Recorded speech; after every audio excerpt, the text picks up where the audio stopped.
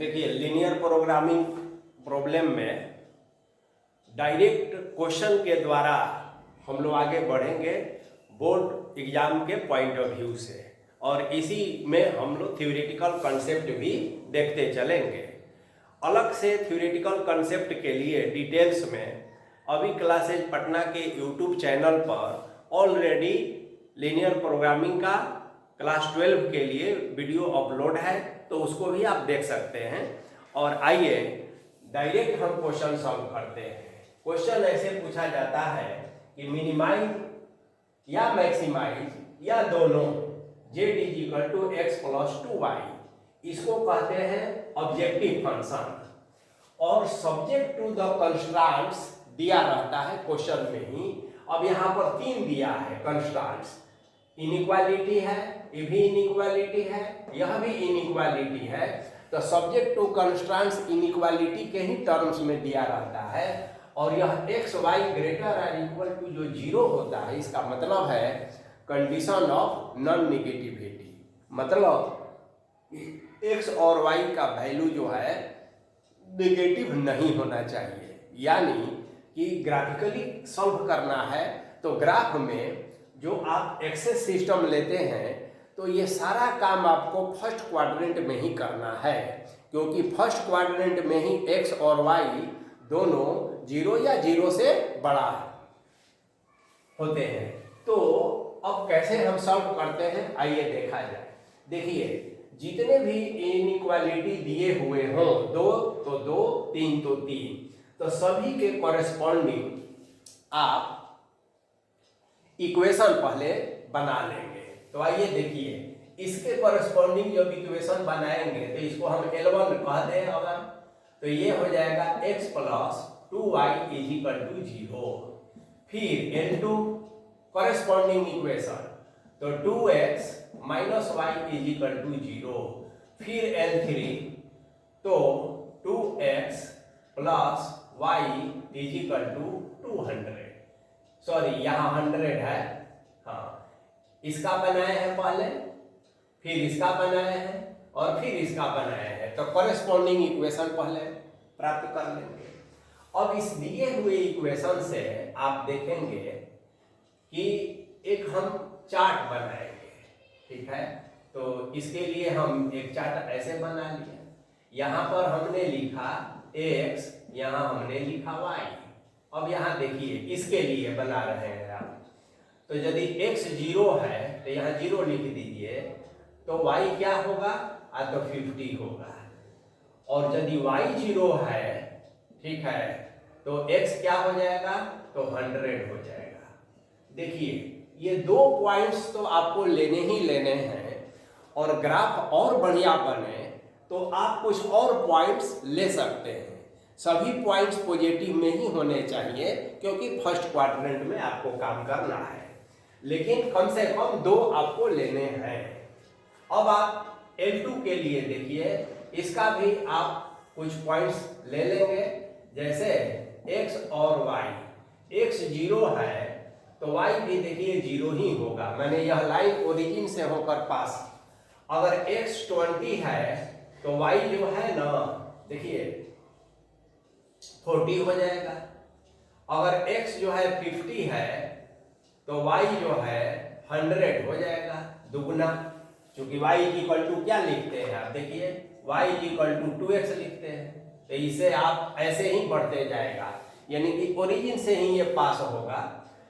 इसको भी आप ऐसे कह सकते हैं, 2y = 100 - x। अब L3 के लिए तो 2 पॉइंट्स तो आपको लेने ही लेने हैं, x और y। x जब 0 आप करते हैं तो y क्या होगा, 200।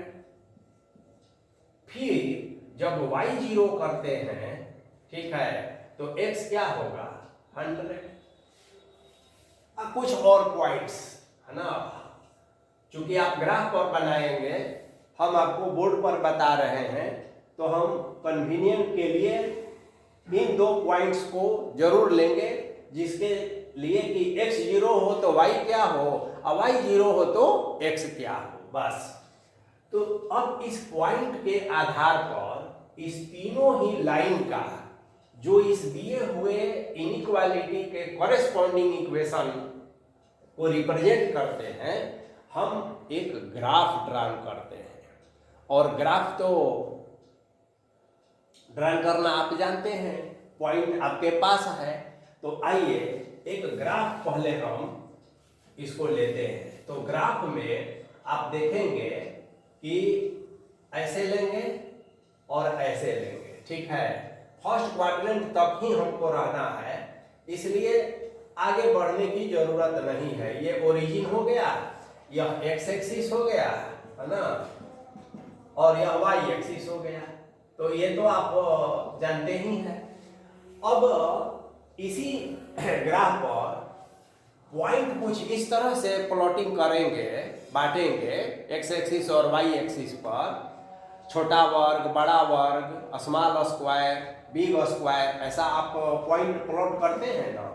तो इसको ध्यान में रखते हुए करेंगे। देखिए y 200 तक है, x यहाँ 100 तक है, तो कुछ ज्यादा, तो एक अनुमान से आप यहाँ पॉइंट प्लॉट कर दीजिए। जैसे यहाँ 20 है, ठीक है, यहाँ 40 कह दीजिए, यहाँ 60 कह दीजिए, यहाँ 80 कह दीजिए, यहाँ 100 कह दीजिए, यहाँ 120 कह दीजिए। तो पूरा एक्स एक्सिस पर जो आपको पॉइंट्स दिखाई पड़ रहे हैं वो हमारा कवर हो गया। वाई एक्सिस देखिए 200 तक है, कोई बात नहीं है।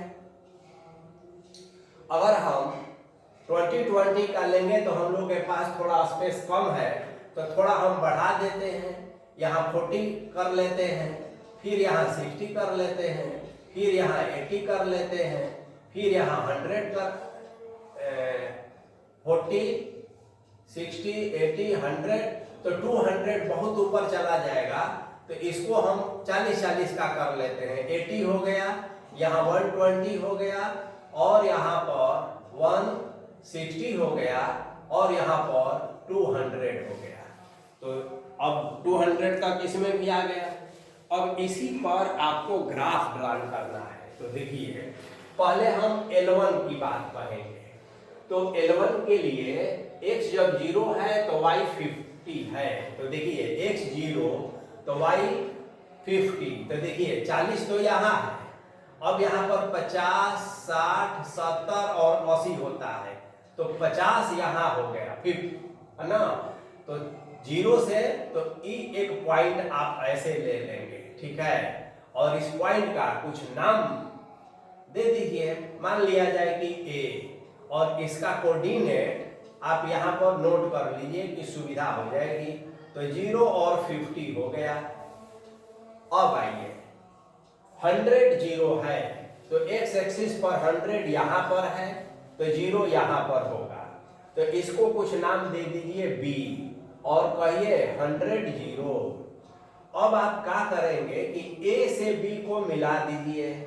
देखिए हम तो 2 ही पॉइंट लिए हैं, और हम आसानी से इसको मिला दिए और यहाँ L1 कह देंगे, ठीक है। आप कुछ और बीच में पॉइंट लेंगे तो आपका ग्राफ और एक्यूरेट आएगा। अब देखिए L1 जब हो गया तो इसी पर अब L2 क्या है, तो y = 2x है। अब इसका नेचर क्या है कि 0 0 है, तो देखिए एक पॉइंट ये होगा, फिर जो है अगर ये 20 है तो ये 40 है, तो कहीं ना कहीं आकर यहाँ पर ये मिल रहा है, ठीक है ना, ऐसे जाएगा। अब ई पॉइंट का नाम हो गया 20 और फिर हो गया 40, ऐसे। फिर जो है आगे इसी तरह से ये बढ़ते जाएगा, ठीक है। तो अब देख लेंगे, अभी इतना ही करते हैं और इसको आगे ऐसे खींच देते हैं। अब 50 और 100 है, तो यहाँ 40 के बाद देखिए यहाँ बीच में 50 है, फिर इसके ऊपर ऐसे जाएंगे, और इधर 100 है, तो 80, 90, 100 लगभग ये पोजीशन है। अब इसका भी नाम ले लेंगे, तो इसका नाम क्या हो गया कि 50 और 100 हो गया। चलिए, तो ये हो गया आपका L2, तो ये ऐसे हो गया। अब आइए, अब आप आपको L3 के बारे में देखना है।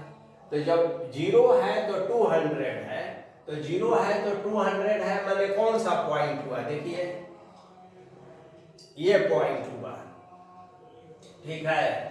इसका भी कुछ नाम हम लेंगे, पॉइंट को लोकेट कर दीजिए। तो 0 और 200 हो गया पॉइंट का कोऑर्डिनेट। और दूसरा पॉइंट क्या है, 100 0, तो 100 0 तो यही वाला पॉइंट है। तो इसका मतलब है कि इसको अब हम यहां से ऐसे मिलाते हैं, देखिए ऐसे ऐसे ऐसे होते हुए, और ये ऐसे आ जाएगा, ये ऐसे आ जाएगा। ये है आपका L3, ठीक है। तो L1 L2 L3 तीनों का आप प्लॉटिंग करते हुए पॉइंट और ग्राफ जो है ड्रान किए, तो आपने क्या पाया कि L1 L2 और L3 और L1 L2 L3 क्या है, तो इसी दिए हुए इनइक्वालिटी यानी कि सब्जेक्ट टू कंस्टेंट का कॉरेस्पॉन्डिंग इक्वेशन। अब क्या करना है, अब आगे देखिए। अब हम लोग देखेंगे कि कोई भी लाइन एक लीजिए, पहले L1 के बारे में बात करेंगे। तो देखिए यह जो लाइन L1 है, ठीक है ना, यह पूरे प्लेन को दो पार्ट में डिवाइड,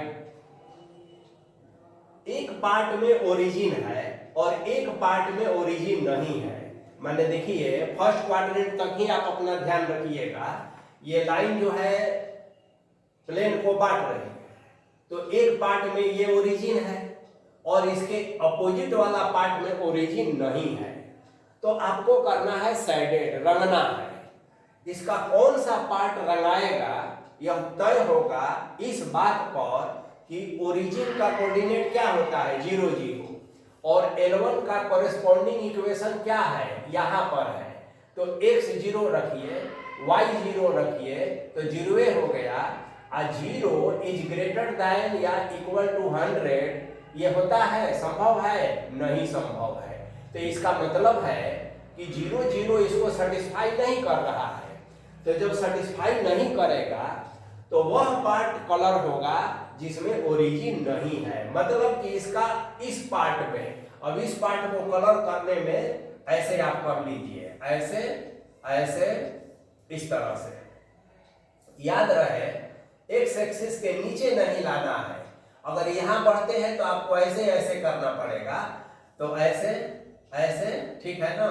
तो ये आपका कलरिंग हो गया, ऐसे पूरा इस तरह से, इस तरह से और इस तरह से, ठीक बात है। ये ब्लू लाइन जो है ना, ब्लू, तो L1 के लिए है। अभी L2 और L3 के लिए काम बाकी है। अब आइए L2 के लिए, तो L2 रेड से है तो रेड से कलर करेंगे। अब L2 की स्थिति क्या है कि यह भी ग्राफ को डिवाइड करती है, लेकिन यह ओरिजिन से होकर, ठीक है ना, क्या ओरिजिन से होकर। तो अब देखिए, अब इसका इधर वाला पार्ट साइडेड होगा कि इधर वाला साइडेड होगा, यह डिपेंड करता है कि इधर वाला कोई पॉइंट आप लेंगे, सेटिस्फाई करता है कि नहीं। तो यहां देखिए ध्यान से, 2x minus y less than और इक्वल टू 0 है। यानी यहां पर देखिए कि y उसी का नहीं ये है, y का कोऑर्डिनेट जो है x का 2 टाइम्स है, दोगुना है। तो अब इधर यदि आप बढ़ेंगे ना, जैसे सपोज यहाँ 100 है अगर x का कोऑर्डिनेट, तो y का कोऑर्डिनेट 0 है, तो इधर वाला पोर्शन तो इसको सेटिस्फाई नहीं करेगा। कैसे नहीं करेगा कि y 0 रखिए, देखिए यहाँ पर y 0 हो गया और x 100 हो गया, तो 200 माइनस 0, तो 200 लेस देन और इक्वल टू 0, यह गलत हो गया। तो इसका मतलब है कि रेड लाइन का इस पोर्शन को हमको नहीं रंगना है। कोई एक पोर्शन का पॉइंट लेके सेटिस्फाई करा के देखेंगे, सेटिस्फाई हो गया तो उसी पोर्शन को रंगना है, सेटिस्फाई नहीं हुआ तो अपोजिट को रंगना है। तो ये इधर का सेटिस्फाई नहीं हो रहा है, तो भी अब ऐसे रंगाएगा। देखिए लाइन ऐसा है, अब इसको ऐसे रखिए, ऐसे ऐसे ऐसे ऐसे ऐसे ऐसे ऐसे ऐसे, बस ऐसे ऐसे रख दीजिए, हो गया। चलिए ये रेड का हो गया। अब एक ब्लैक बचा L3। L3 जो है यह भी दो पार्ट में डिवाइड करता है, एक पार्ट में ओरिजिन है, एक पार्ट में ओरिजिन नहीं है। तो 0 0 इसमें रख कर देखा जाए, इसमें रखेंगे आप तो 0 + 0 0 इज लेस देन और इक्वल टू 200। ये ओके है, सेटिस्फाई कर रहा है। मतलब कि इस ब्लैक लाइन का वह पार्ट कलर होगा, शेडेड होगा जिधर 0 है। ठीक बात है। तो देखिए अब इसको हम ऐसे करते हैं, इस तरह से करते हैं, इस तरह से करते हैं, इस तरह से करते हैं। क्योंकि फर्स्ट क्वाड्रेंट तक ही रखना है तो ऐसे ऐसे ऐसे ऐसे हो गया। बस अब आप कलर जब कर लिए तो आपको यह देखना है कि इस पूरे ग्राफ में ट्रिपल कलर कहाँ कहाँ चढ़ा है। ट्रिपल कलर माने ब्लू भी, रेड भी और ब्लैक भी। तो वही पर्सन को अब हम चिन्हित करेंगे, ठीक है ना, पहचानेंगे। तो आइए पहचाना जाए कहाँ कहाँ चढ़ा है। तो देखिए ध्यान से, एक पोर्शन ऐसा है कि इस पोर्शन में देखिए खाली ब्लैक है, इस पोर्शन में और ब्लू है, रेड नहीं ना है। इस पोर्शन में आप देखेंगे तो केवल ब्लैक है, इस पोर्शन में देखेंगे नीचे तो केवल ब्लैक और ब्लू है इधर। तो कई खंड में यह बट रहा है। इधर भी देखेंगे तो खाली ब्लू है, इधर देखेंगे तो ब्लू और रेड है। तो तीनों कहाँ है। तो आइए देखिए हम ऐसे चिन्हित करते हैं, ऐसे देखिए, ऐसे घूमिए, फिर उसके बाद ऐसे जाइए, देख रहे हैं, और फिर आप जो है ऐसे जाइए, ऐसे, और आप देखेंगे क्या कि ये जो घेरा और वाई एक्सिस, तो वाई एक्सिस है ये है ना। तो ये जो आपका रीजन बन गया, ठीक है ना। देखिए this this this and this, इस तरह का यह ऐसा है कि तीनों कलर इसमें चढ़ा हुआ है। तो थोड़ा और इसको हम सजा दें, ठीक है, पहचान करना है केवल। तो यह जो शेडेड रीजन है आप देख रहे हैं ना, तीनों कलर हो गया। तो इसी को फिजिबल रीजन कहा जाता है। कुछ नामकरण कर दिया जाए इसका, कॉर्नर पॉइंट पहचानते हैं और नाम देते हैं। तो इसको तो हमने ए कहा, यहाँ पर हम बी कह दिए, एक मिला इसको सी कह दिए, और यहाँ पर इसको जो है डी कह दिए। और हम लिखेंगे, एक लाइन लिख देंगे क्या कि देखिए अब इसकी जरूरत नहीं है, हम ग्राफ का प्लॉटिंग कर चुके हैं। तो अब हम आगे बढ़ते हैं। देखिए तो शेडेड रीजन है ना, shaded region A B, B नहीं, बी यहां मान लिए, यहां कुछ दूसरा मान लीजिए, डी ई कह दीजिए। तो A B C D, A B C D A, shaded region is feasible solution. अब फिजिबल सॉल्यूशन का मतलब होता है ना कि सॉल्यूशन इसी रीजन में है। तो जिस रीजन में सॉल्यूशन मिले उसी को फिजिबल सॉल्यूशन कहा जाता है। कॉर्नर पॉइंट इसका पहचानना होता है कि कहां कहां कोना वाला पॉइंट है, कॉर्नर पॉइंट इसी को कहते हैं। बस अब इतना काम के बाद आप एक चार्ट बनाते हैं, ठीक बात है। तो चार्ट बनाएंगे और उसके बाद देखिए कैसे अब आगे का प्रोसेस है। बहुत इंटरेस्टिंग है, बहुत आसान है, और बढ़िया से प्रैक्टिस करेंगे तो इसमें फुल का फुल मार्क्स मिलेगा। अब दो बातें हैं, एक ध्यान देना है क्या कि यह जो शेडेड रीजन है यह चारों ओर से घिरा हुआ है, देख रहे हैं ना, कहीं खुला नहीं है, ओपन नहीं है। तो इसका मतलब है कि यह बाउंडेड है। तो आप एक लाइन लिख देंगे कि शेडेड रीजन या फिजिबल रीजन है ना, फिजिबल रीजन इज बाउंडेड। और बाउंडेड से क्या मतलब है अभी पता चलेगा। दो केस होगा, एक बाउंडेड और एक अनबाउंडेड। अनबाउंडेड का मतलब ऐसा क्षेत्र होगा जो चारों ओर से लाइन से नहीं घिरा हुआ हो, तो उसी को अनबाउंडेड कहेंगे। तो इस क्वेश्चन के बाद हम लोग एक अनबाउंडेड का भी क्वेश्चन सॉल्व करेंगे। और बाउंडेड का अलग तरीका है और अनबाउंडेड का अलग तरीका है। प्रोसेस तो सबका सेम है, लेकिन अनबाउंडेड में एक और स्टेप्स, 2 स्टेप्स बढ़ाकर टेस्ट करना होता है। तो आइए अब देखते हैं।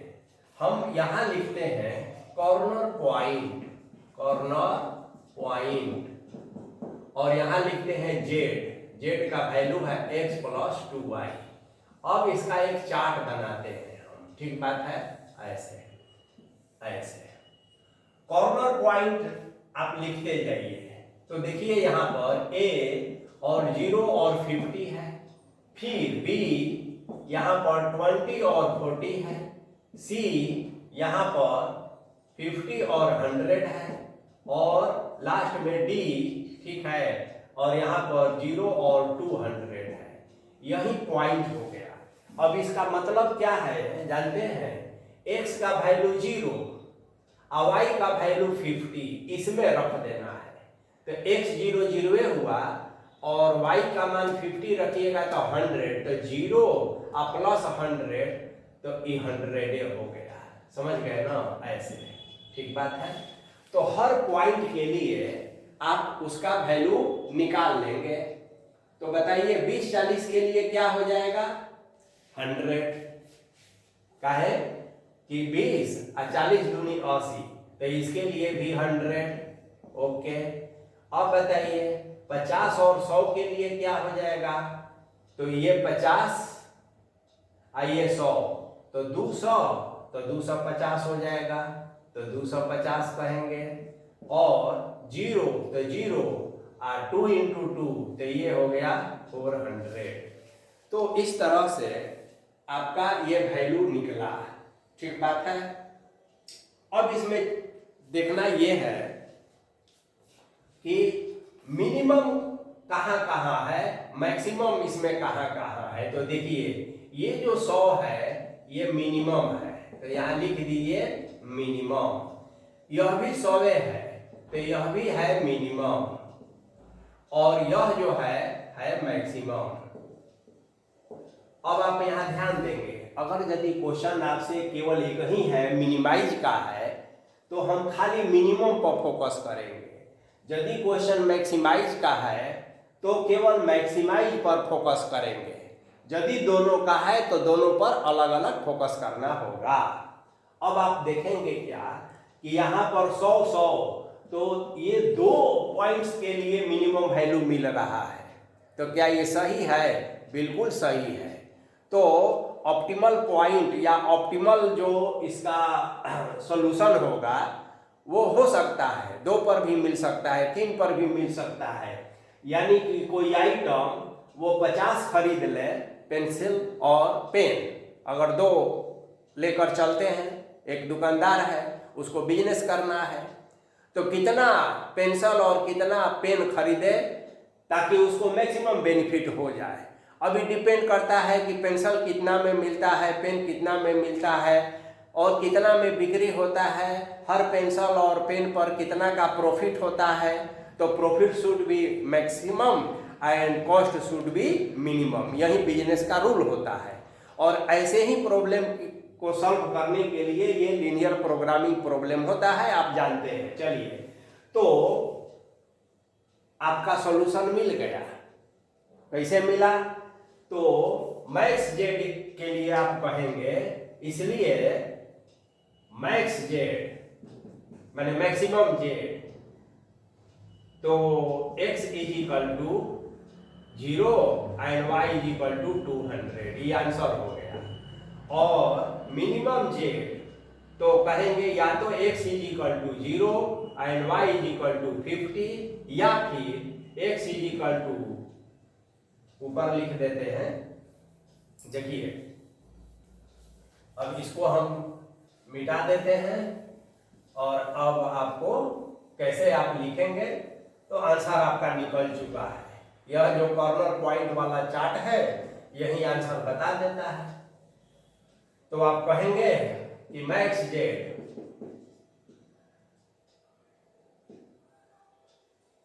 when x is equal to, देखिए x 0 है और y इज इक्वल टू 200, ये आंसर हो गया। सॉल्व का मतलब होता है एक्स वाई का वैल्यू निकालना ग्राफिकल मेथड से, और मिनिमाइज जेड तो हुए या तो x is equal to 0 and y is equal to 50, या फिर x is equal to 20 and y is equal to 40, ये दोनों आंसर होगा। और बता ही दिए कि किसी भी ऑब्जेक्टिव फंक्शन को एक से अधिक मैक्सिमम और एक से अधिक मिनिमम हो सकते हैं, तो इस तरह से आप ग्राफिकल सॉल्यूशन निकालते हैं। अब हम लोग एक क्वेश्चन जो बाउंडेड होगा उसके बारे में चर्चा करेंगे, नहीं अनबाउंडेड होगा उसके बारे में चर्चा करेंगे कि अनबाउंडेड अगर हो तो फिर कैसे उसका सॉल्यूशन करते हैं। अब देखिए क्वेश्चन है maximize z is equal to -x + 2y subject to the constraints this and this where x y is greater और इक्वल टू 0। अब आप देखिए जैसे आप पहला क्वेश्चन किए हैं सारा प्रोसेस वही रहेगा। यहाँ भी 3 इनइक्वालिटी है, तीनों का कॉरेस्पॉन्डिंग इक्वेशन और उसके कॉरेस्पॉन्डिंग ये ग्राफ, फिर साइडेड करना, फिर कॉमन जो साइडेड रीजन है उसको चिन्हित करना, और उसके बाद आप अंतर थोड़ा सा ये देख रहे हैं कि यह घिरा हुआ नहीं है। देखिए अभी पूरा जो है अनबाउंडेड इसी को कहलाता है। इधर बहुत जा सकता है x एक्सिस के ऊपर में और y एक्सिस के राइट में ऊपर कहीं तक जा सकता है, यानी कि चारों ओर से यह घिरा हुआ नहीं है। तो यह अनबाउंडेड, इसका फिजिबल जो रीजन है वह अनबाउंडेड है।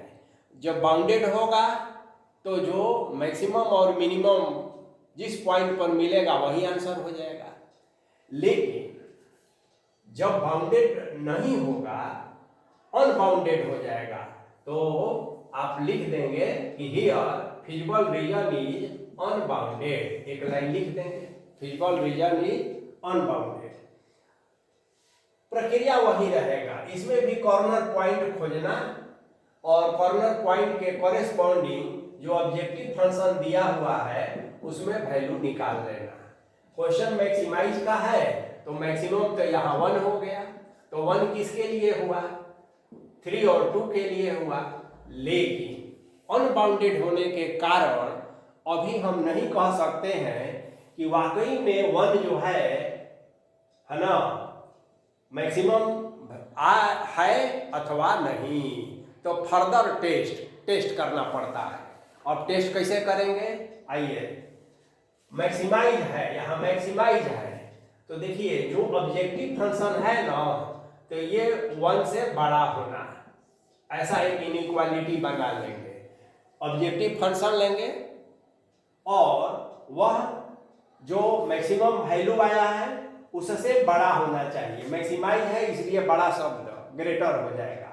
यदि यहाँ मिनिमाइज होता तो इसमें जो मिनिमम आता तो यहाँ लेस देन कर देते। Objective function is less than जो मिनिमम पॉइंट है। अब फर्दर टेस्ट क्या है, बड़ा आसान है। देखिए ग्राफ को ही देखकर आप यह तय कर सकते हैं कि यह 1 मैक्सिमम लिया जाए अथवा नहीं, तो कब होगा और कब नहीं होगा, तो बहुत सिंपल है। देखिए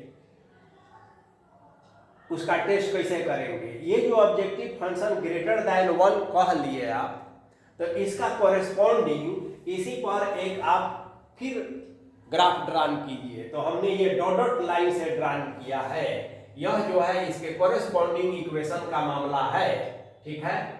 अब आप क्या देखते हैं कि यह जो लाइन है, तो कोई भी लाइन प्लेन को दो भाग में बांटता है, और सिर्फ इतना ही नहीं, दो इक्वल पार्ट्स में भी बांटता है। हाफ प्लेन हाफ कह सकते हैं।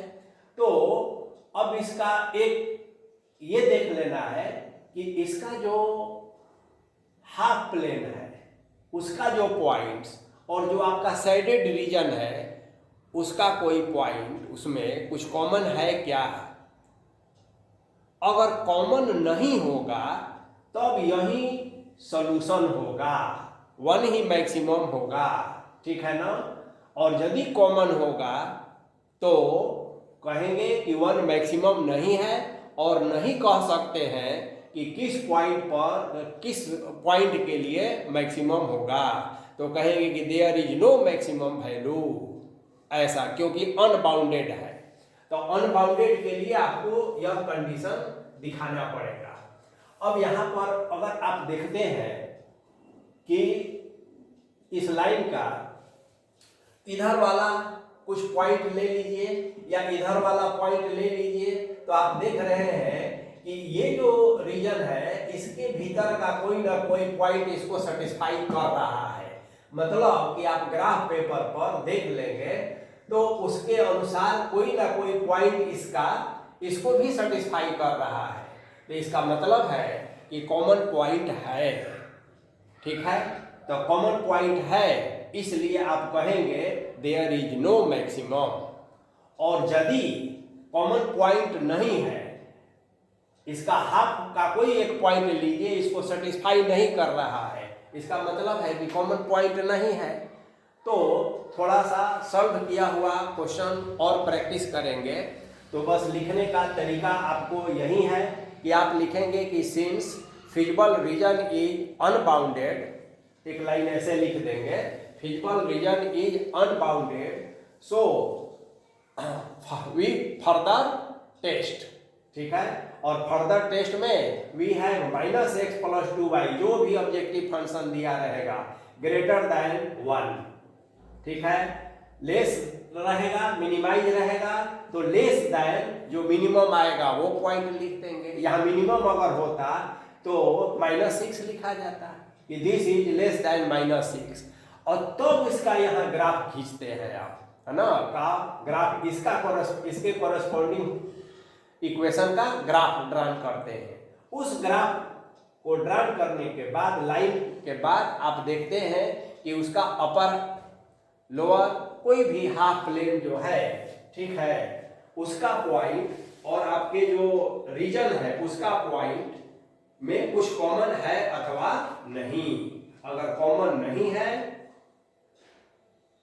तो क्या, और अगर कॉमन है तो क्या।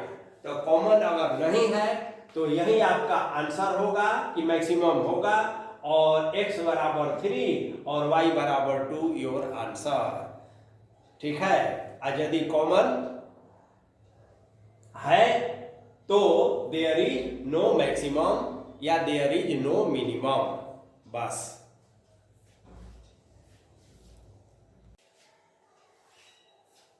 देखिए दूसरा एक क्वेश्चन है कि minimize z = 3x + 5y subject to the constraints x + 3y is greater or equal to 3, x + y is greater or equal to 2 and xy is greater or equal to 0। यानी कि नॉन नेगेटिविटी का condition दिया हुआ है। तो जैसा कि आप जानते हैं कि प्रोसेस वही रहेगा कि इसमें दो ही कंस्ट्रेंट है, तो इस दोनों के कॉरेस्पॉन्डिंग इक्वेशन बनाएंगे, फिर इसका पॉइंट ले लेंगे और उस पॉइंट को प्लॉट करते हुए ये दोनों जो लाइन है ना, हमने इसको ब्लू और रेड से शो किया है, AB और CD। तो लाइन आप ड्रान कर लेंगे, और लाइन ड्रान करने के बाद जैसा कि नियम है कि अब साइडेड करना है, तो साइडेड करने का नियम तो आप जान ही चुके हैं पहला क्वेश्चन में। सेम प्रोसेस से साइडेड कर दीजिए। जहां कॉमन साइडेड हुआ तो देखिए जहां ब्लू और ब्लैक कॉमन हो गया तो यही हमारा जो है फिजिबल रीजन हो गया। अब आप देखेंगे क्या कि यह जो फिजिबल रीजन है इधर कहीं तक जा सकता है, कहीं तक जा सकता है, तो ये घिरा हुआ नहीं है, यानी कि बाउंडेड नहीं है। और पहला जो क्वेश्चन हम लोग किए थे उसमें फिजिबल रीजन बाउंडेड था, तो जो मैक्सिमम और मिनिमम आसानी से निकल गया। यहाँ पर यह अनबाउंडेड है, तो आप एक लाइन लिख देंगे। देखिए कॉर्नर पॉइंट वैसे ही खोजेंगे, ठीक है, तो कॉर्नर पॉइंट इसका ये मिल गया 0,2, तो 0,2 लिख लिए। एक मिला 3/2 1/2 और एक मिला 3,0, तो ये कॉर्नर पॉइंट हो गया। सभी कॉर्नर पॉइंट के कॉरेस्पॉन्डिंग ऑब्जेक्टिव फंक्शन में ये 3x + 5y है, तो वैल्यू पुट करते हैं। तो देखिए चूंकि मिनिमाइज का है तो मिनिमम 7 आया। अब यहाँ प्रश्न है कि 7 मिनिमम होगा या नहीं। यदि बाउंडेड हो तो यह प्रश्न नहीं उठता है, 7 ही मिनिमम होगा। और 7 के लिए जो कॉरेस्पॉन्डिंग वैल्यू है तो x का यह मान होता है 3/2 और y का मान होता है 1/2, उसमें कहीं कोई दिक्कत नहीं है। लेकिन यदि अनबाउंडेड हो गया तो आप एक लाइन लिखेंगे कि since the feasible region is unbounded so 7 may or may not be the minimum value of z, ऐसा एक लाइन लिख देंगे to decide for the check. तो होगा या नहीं इसको निर्धारित करने के लिए आगे का चेक। अब चेक कैसे करेंगे, आइए अब हम जाएंगे ऑब्जेक्टिव फंक्शन। तो 3x + 5y है, देख रहे हैं ना, तो 3x + 5y लिख देंगे और जो आपका मिनिमम आया है उसको यहाँ लिख देंगे। और चूंकि मिनिमाइज है तो लेस का यूज करेंगे। यदि मैक्सिमाइज रहता क्वेश्चन में और जिस पॉइंट पर मैक्सिमम आता जैसे 10, तब यहाँ पर ऐसा वाला चिन्ह देते। तो ऑब्जेक्टिव फंक्शन और मिनिमम जो आया है पॉइंट उसको लेकर एक इनइक्वालिटी बना लेंगे। लेस होगा यदि मिनिमाइज का मामला है और ग्रेटर होगा यदि मैक्सिमाइज का मामला है। अब आगे क्या करना है कि इस इनइक्वालिटी के कॉरेस्पॉन्डिंग इक्वेशन का फिर से इसी पर एक ग्राफ ड्रॉ कर लेंगे। तो जैसे 3x + 5y = 0 फिर पॉइंट निकालेंगे, तो ये रेड वाला आप देखिए इसमें ड्रॉ आपने कर लिया। अब यह जो रेड है यह इसको जो है फिर 2 पार्ट में डिवाइड कर रहा है। अब आपको देखना ये है चेक कैसे करते हैं कि हाफ प्लेन माने ये प्लेन का आधा आधा, वैसे भी कोई भी लाइन जो है प्लेन को इक्वली डिवाइड करती है। तो एक हाफ प्लेन हुआ दूसरा हो गया, तो एक हाफ प्लेन में और दूसरा हाफ प्लेन में। तो ये देखना क्या है कि क्या जो साइडेड रीजन है उसका और इसका हाफ प्लेन का पॉइंट कॉमन है क्या। तो ये कैसे टेस्ट करेंगे, फिर से ध्यान दीजिए कि जो रिजल्टिंग हाफ प्लेन आया इसके कॉरेस्पॉन्डिंग उसका पॉइंट और जो साइडेड है इसमें का कोई पॉइंट कॉमन है क्या। अब यहां पर देख लीजिए, अब इधर का कोई भी पॉइंट लेंगे ना, जैसे मान लेते हैं कि हम 3 लेते हैं, तो इधर जाइए, इसको इधर लेते हैं तो इधर भी 3 ले लीजिए। तो 3 यदि इसमें रखिएगा आप तो देखिए 9 + 15 तो बहुत बड़ा हो जाएगा, 7 से बड़ा हो जाएगा, यानी कि यहाँ पर कॉमन नहीं है। ठीक है, तो half plane, resulting half plane और साइडेड रीजन में कोई पॉइंट कॉमन नहीं है। जस्ट इसके पहले जो क्वेश्चन लिए थे उसमें कॉमन था। ठीक है, अब इसमें कॉमन नहीं है, तो यदि कॉमन होगा तो यह मिनिमम नहीं होता।